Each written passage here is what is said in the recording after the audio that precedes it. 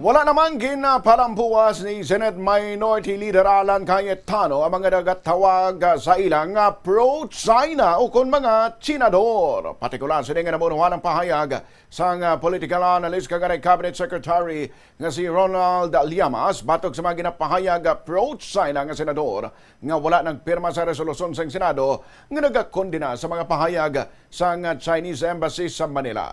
Sabat naman ni Cayetano, palareho lang nagapanindugan ng mga senador nga ato ng West Philippine Sea. Apang kung wala sila nagpirma, wala man ini nagakahulugan nga pro-China na sila.